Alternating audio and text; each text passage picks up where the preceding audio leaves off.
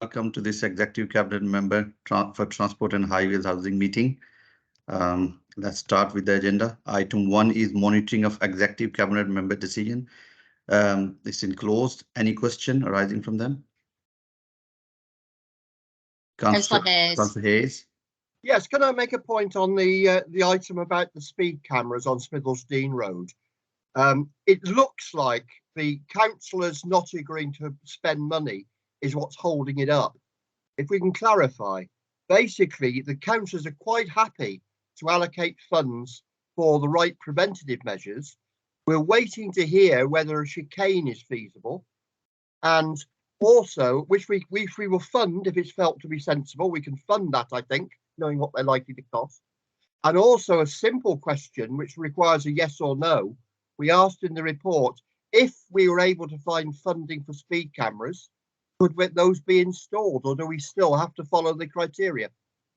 So if we can change that in the report, Sue, because the councillors are quite happy to fund sensible measures once we know what those are.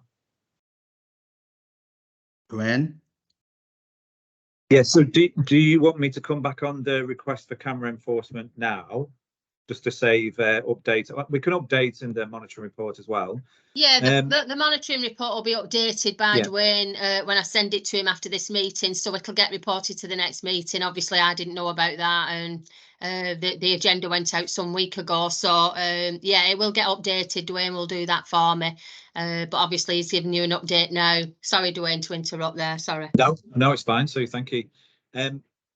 So the request for council, the request for camera enforcement, sorry, was addressed in the original report, councillor. So there's set criteria around camera enforcement, which is managed by TFGM. It doesn't meet the threshold for camera enforcement. We don't have any cameras that we can install as a council to monitor speed.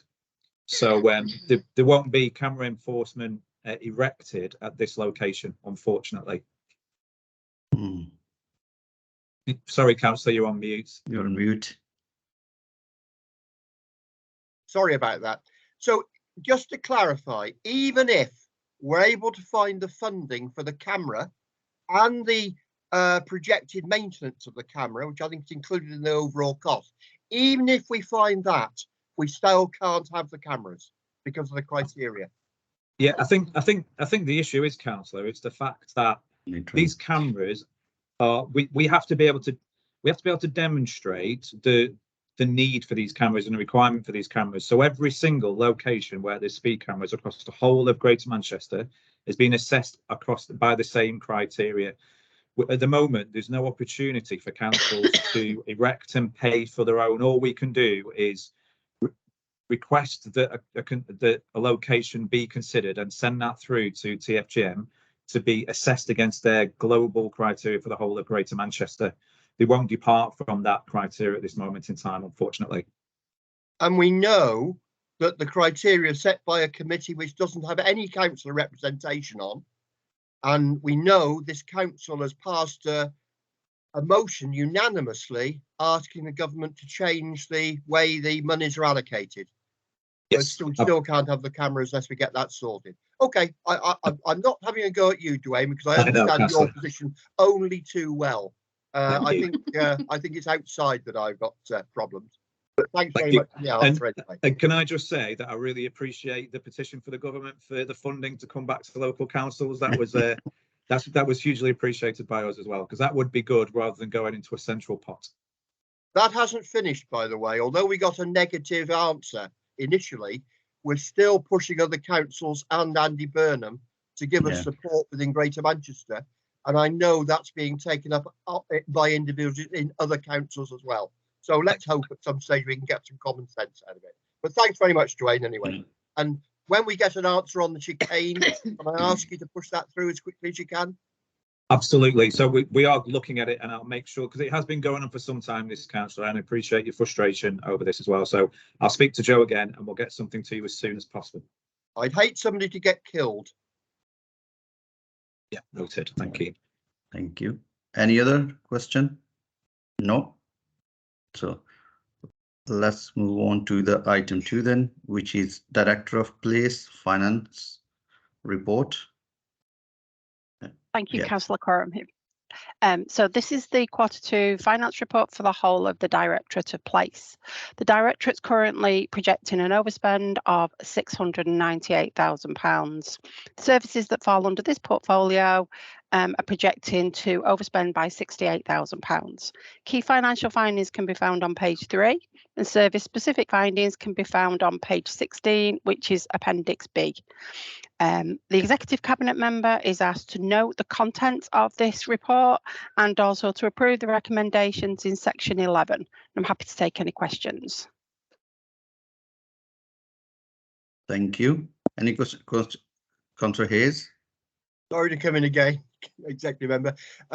What I would say firstly, I think that the services now managed by this portfolio are generally very well managed, and I think the officers do an excellent job.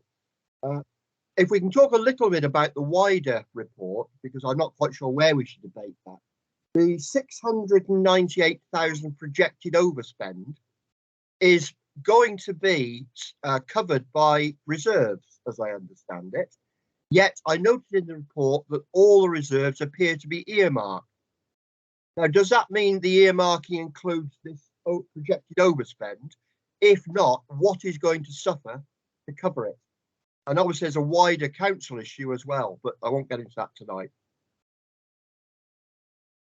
So if I can come in, so yes, it is projected within the report, and we have had to look again at the reserves that we've got to see if we can cover this overspend. So it is covered in the report.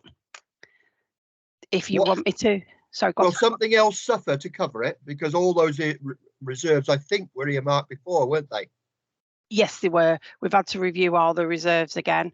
So I'm just looking in the report, it does say there. So in the main, it is coming out of sorry, let me just look in the table. Yeah. I think it's going to come out of, in fact, can I come back to you if you don't mind? Because in the report itself, it doesn't separate the reserves to the individual ones, it groups them per portfolio. So if I come back to you straight after the meeting. Yeah, can I just come back on one issue on that then? I mean, I know in another portfolio, children's, they had a 5 million overspend last year, and the pressures have continued, and that was met centrally. Are we looking possibly at having to try and meet any of this centrally? Not at this point in time. The first call on this is departmental reserves. That's been the accounting practice for certainly as long as I've been at the council for the last 20 something years. It goes directly first, and then we go to the corporate centre if we can't meet it through our own reserves. Because we have got reserves, albeit some of them are earmarked, well, they're all earmarked, we do have to use those first. Okay, thank you for that. Any other question on this? No, thank you. Report is noted and approved. Thank you. Item 3, which is Housing Financial Monitoring Q2 report. Can I just clarify, Janet, are you covering this for Lisa? I didn't know I was, but I can do if that's. If I do a general overview, and then if there's any questions that are more technically financial. Yeah, then I'll do it. Yeah, okay. Of course I will. So, thank you, Councillor. The report is fairly straightforward. There isn't a huge amount of movement since the previous quarter.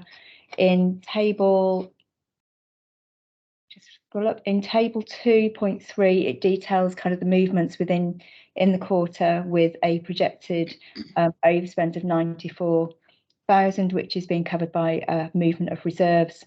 The areas of pressure remain the same, which are in relation to accommodation costs, which very much relate to kind of increase in utilities and repairs in that particular area. We have had an underspend with some vacancies, which we have struggled to recruit to, and a small amount of other general costs. So not a huge amount of movement this quarter, and the report's there for noting, so happy to take any questions.